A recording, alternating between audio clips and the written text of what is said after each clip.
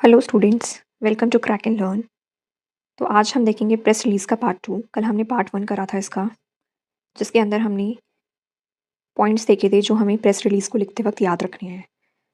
तो आज हम कुछ एग्जांपल्स देखेंगे प्रेस रिलीज़ की। तो चलिए स्टार्ट करते हैं। एंड हाँ, एक क्वेश्चन था कि प्रेस रिलीज़ किस टेंस में लिखी जाती है। तो आपको ये याद रखना है, ये सिंपल पास्ट में लिखी जाती है ऑफिशियली। प्लस टेंसेस जो है वो चेंज होते हैं सिचुएशन के अकॉर्डिंग।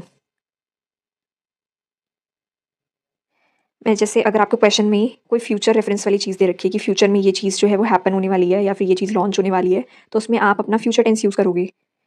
प्रेजेंट की कोई बात है, कोई ऐसी हैबिट है या कोई फैक्ट है, तो उसको आप सिंपल प्रेजेंट में लिखेंगे। ठीक है, तो इस बात को आपके ध्यान ध्यान रखना है किस चीज़ का, कि ये सिंपल पास्ट में लिखी जाती है। ठीक है, बाकी अभी हम एग्जाम्पल देखेंगे, उससे आपको और क्लियर हो जाएगा।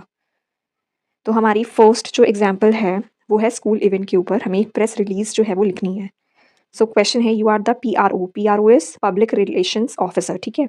Sunrise Public School, your school organized a national science exhibition on 25th February 2026. The district magistrate was the chief guest. 500 students participated. Write a press release in about 120 to 150 words. तो इस तरीके का question आपके paper में आएगा। अब इसको लिखने का फॉर्मेट क्या है, कल हमने देखा था। सबसे पहले आपका हेडिंग आएगी। हेडिंग में आपके ऑर्गेनाइजेशन का नाम और लोगो। उसके बाद आपकी कॉन्टैक्ट इन्फॉर्मेशन आएगी, जिसके अंदर पब्लिक रिलेशन ऑफिसर आपकी डेजिग्नेशन क्या है, ठीक है, जो इस प्रेस रिलीज को छपवा रहा है। Sunrise Public school, phone number is this, email address is this. ये अगर क्वेश्चन में गिवन होंगे तो लिखने हैं, वरना अपनी तरफ से ईमेल एड्रेस फिर भी लिख सकते हो, फोन नंबर भी बना के लिख देना, या फिर ऐसे एक्सेस ऐसे डाल सकते हो आप। ठीक है, लास्ट में पूरा नंबर ना लिख के। देन आपने लिखा प्रेस रिलीज, ये हमेशा कैपिटल लेटर्स में आएगा। उसके बाद डेट हो गई कि कब ये चीज़ लॉन्च हुई है, कब ये हैपन हुई है। तो Sunrise Public School successfully organized a national science exhibition on 25th February 2026। तो कब उसने लॉन्च किया? 25 फरवरी को 2026 में। तो सबसे पहले नेम ऑफ द ऑर्गेनाइजेशन आ गया कि सनराइज पब्लिक स्कूल, उसने ऑर्गेनाइज किया। क्या ऑर्गेनाइज करा? National science exhibition. कब ऑर्गेनाइज करा? 25 फरवरी को। कहाँ ऑर्गेनाइज करा? अपने कैंपस में। ठीक है, तो जो हमने पढ़ा था 5W 1H वाला जो रूल है वो यहाँ पर फॉलो होता हुआ हमें दिख रहा है। Nearly 500 student participated. कितने लोगों ने पार्टिसिपेट किया? 500 स्टूडेंट्स ने। And presented innovative projects on renewable energy. And क्या प्रेजेंट करे उन्होंने? प्रोजेक्ट्स प्रेजेंट करे किसके ऊपर? रिन्यूएबल एनर्जी के ऊपर, रोबोटिक्स के ऊपर, एनवायरमेंटल सस्टेनेबिलिटी के ऊपर। The district magistrate inaugurate the exhibition. Inauguration किसने किया? डिस्ट्रिक्ट मजिस्ट्रेट ने, as the chief guest, and appreciate the student scientific approach and creativity. After that the exhibition aim to promote critical thinking and practical learning among students. अब इसका जो M है कि organise क्यों किया गया है, क्यों ऑर्गेनाइज किया गया? ताकि ये प्रमोट करे क्रिटिकल थिंकिंग को, प्रैक्टिकल लर्निंग को। किसके बीच में? स्टूडेंट्स के बीच में। Parents, teacher, invited guest visited various stalls and praise the efforts of the participants. जो पेरेंट्स थे, टीचर थे, इनवाइटेड गेस्ट थे, उन सब ने विजिट करे बहुत सारे स्टॉल, एंड बच्चों के जो जिन्होंने पार्टिसिपेट किया था इस एग्जीबिशन में, उन सबके एफर्ट्स को उन्होंने प्रेज किया। इन हिज एड्रेस, लास्ट में जो चीफ गेस्ट था उसने जब अपनी स्पीच दी, उसने बोला, उसने कैसे करा, क्या बोला? Encourage students to continue exploring scientific innovation. कि बच्चा जो है वो आगे भी इनोवेशंस करता जाए, एक्सप्लोर मतलब कर पाए ऐसी ऐसी चीज़ों को उसने स्पीच में इंक्लूड करा। For national development the principal express gratitude. Last में प्रिंसिपल ने ग्रेटिट्यूड एक्सप्रेस किया ऑल द गेस्ट, जितने भी लोग आए थे, पार्टिसिपेंट्स थे, for making the programme and grand success. ठीक है, तो जैसे हमने अपनी रिपोर्ट लिखी थी वैसे ही ये प्रेस रिलीज है, बस इसके फॉर्मेट में स्टार्टिंग में थोड़ी बहुत चेंजेस है, बाकी सब जो है वो सेम रहेंगे कि 5W प्लस 1H रूल जो हमको फॉलो करना है। प्लस आपको एक और चीज़ याद रखनी है, जो आपकी रिपोर्ट थी वो हमेशा पास्ट टेंस में लिखी जाएगी, लेकिन जो प्रेस रिलीज है वो मिक्स टेंस में लिखी जाती है। कैसे? जैसे मैंने अभी बताया कि वैसे तो सिंपल पास्ट फॉलो होएगा जिसमें आप V2 यूज़ करोगे, बट कई केसेस में जो फ्यूचर रेफरेंस के लिए या फिर प्रेजेंट रेफरेंस के लिए होगी, वहाँ पर आप अब किस वाले टेंस का यूज़ करोगे? सिंपल पास्ट या फिर सिंपल प्रेजेंट या फिर फ्यूचर। ठीक है, तो वो डिपेंड करेगा आपके क्वेश्चन के ऊपर कि क्वेश्चन क्या है। अब इसमें लिखा है योर स्कूल ऑर्गेनाइज्ड, तो यहाँ पर हमें पहले से V2 दिख रहा है। दैट मीन्स कि ये जो एग्जीबिशन है वो ऑर्गेनाइज हो चुका है, तो उसके अकॉर्डिंग हमको पूरे से इसके अंदर जो हमारी बॉडी है उसके अंदर ग्रामेटिकल रूल को फॉलो करना है। नेक्स्ट है हमारा NGO or awareness campaign. You are the media head of ABC NGO.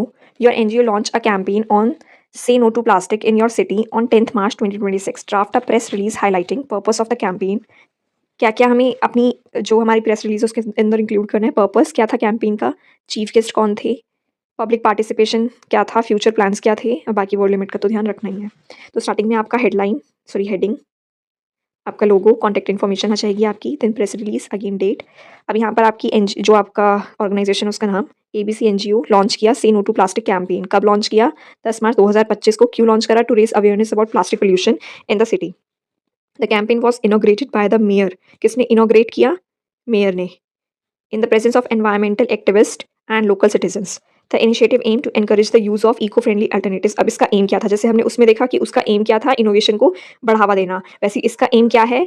Eco friendly alternatives का यूज़ करना, रिड्यूस करना सिंगल प्लास्टिक यूज़ को, कि ऐसी प्लास्टिक को हमें यूज़ नहीं करना है जो सिर्फ सिंगल पर्पज़ के लिए यूज़ हो। ठीक है, उससे क्या होएगा?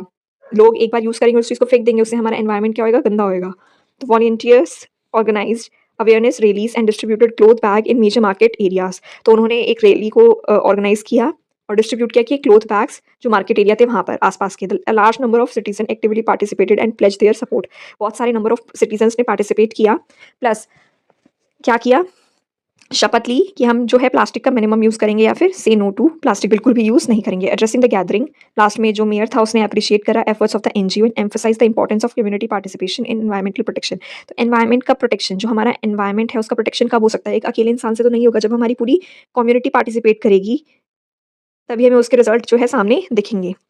The NGO also announce future workshop. Last में आपको एंडिंग जो है ऐसे करनी है कि लाइक आप इसको एंड में और क्या क्या चीज़ें कर सकते हो। NGO also announce future workshops and clean up drives to ensure long term impact. ठीक है, तो हमने अवेयरनेस कैंपेन के ऊपर भी देख लिया और स्कूल इवेंट के ऊपर भी देख लिया। नेक्स्ट है हमारी गवर्नमेंट इनिशिएटिव के ऊपर हमारी press release. You are the PRO, public relations officer of the education department. A new digital classroom initiative was launch in government school. तो गवर्नमेंट स्कूल में क्या है? न्यू क्लासरूम इनिशिएटिव को लॉन्च किया गया है, उसके लिए आपको प्रेस रिलीज लिखनी है पब्लिक को इन्फॉर्म करने के लिए। तो डेट ऑफ लॉन्च होना चाहिए, उसके अंदर ऑब्जेक्टिव होना चाहिए कि किस ऑब्जेक्टिव के तहत आपने उस चीज़ को लॉन्च किया है। बेनिफिट फॉर स्टूडेंट्स, बच्चों को क्या बेनिफिट होगा? इन statement by the education minister, वही जो लास्ट में वो एड्रेस किए करेगा।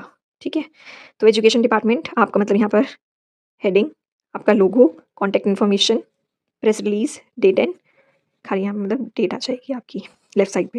याद रखना ये सब चीज़ें ऐसे लेफ्ट साइड पे लिखी जाएगी। The education department launched a digital classroom initiative on 14 April 2026।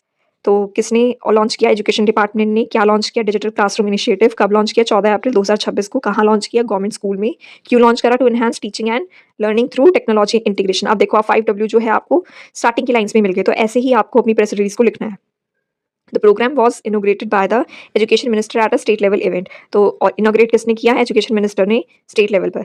The initiative provide smart boards, digital content and interactive learning tools to improve students engagement. तो इस इनिशिएटिव के थ्रू हम स्कूल को क्या क्या प्रोवाइड किया गया? Smart boards, digital content, interactive learning tools, ताकि स्टूडेंट्स का एंगेजमेंट जो है वो इंप्रूव हो सके। Teacher will receive specialized training to effectively implement digital resources. अब इन रिसोर्सेज को यूज़ करना भी आना चाहिए टीचर को, तो उसके लिए टीचर्स को क्या वर्कशॉप और जो उनका सेमिनार वगैरह है वो सब कंडक्ट कराए गए, ट्रेनिंग्स वगैरह। ठीक है, the objective of the programme. अब लास्ट में वही आपका एम या फिर ऑब्जेक्टिव, यहाँ पर मेंशन भी आपको ऑब्जेक्टिव लिखना है। इस ऑब्जेक्टिव क्या था इस प्रोग्राम का? To bridge the digital divide and ensure equal education opportunities. जो आपका ट्रेडिशन टाइम था, ठीक है, जो ट्रेडिशनल टाइम था उस टाइम पे जो क्लासेस होती थी उसमें क्या होता था? एक टीचर आता था, लेक्चर देता था, बच्चे सुनते थे, घर चले जाते थे, होमवर्क करते थे, नेक्स्ट डे सेम चीज़ रिपीट होती थी। बट आज का जो क्लासरूम है वो कंस्ट्रक्टिविस्ट क्लासरूम है। ठीक है, तो यहाँ पर बच्चा जो है वो एक एक्टिव लर्नर है, तो उसको उसको ध्यान में रखते हुए उसकी थिंकिंग, क्रिटिकल थिंकिंग को बढ़ावा देते हुए ये सब चीज़ों को इंप्रूव करने के लिए हमें क्या है? डिजिटल डिवाइड को जो है ब्रिज करना है, कि हमें उसको जिस चीज़ की वजह से बच्चा पीछे लैग कर रहा है उन चीज़ों को हमें आगे लेकर आना है। ठीक है, और उनको इम्प्रूव करना है। In his address, the education minister stated that this initiative would modernize the education system. अब उसने क्या बताया लास्ट में एजुकेशन मिनिस्टर ने? कि इस इनिशिएटिव के थ्रू क्या होएगा? हमारा एजुकेशन सिस्टम मॉडर्नाइज होएगा, आधुनिकरण होएगा उसका, and significantly improve academic outcomes across school. और उससे क्या होएगा? एकेडमिक, जो बच्चे का एकेडमिक और स्कूल का जो रिजल्ट है वो इम्प्रूव होगा।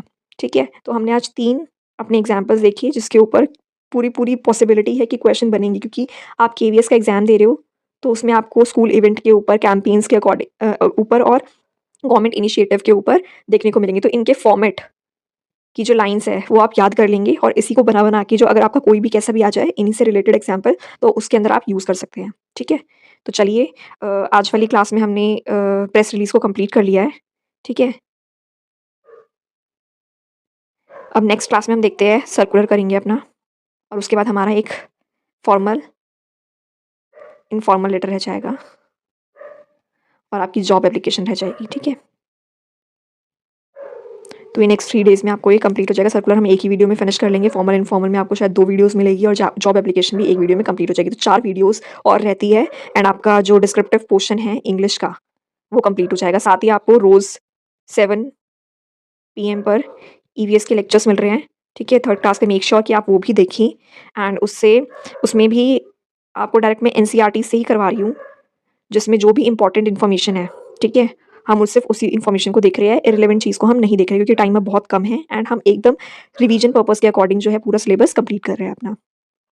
तो जो आपको नोट करने के लिए बोला जाता है उसको आप कृपया करके नोट कर लीजिए एंड उसकी मल्टीपल टाइम क्या करनी है?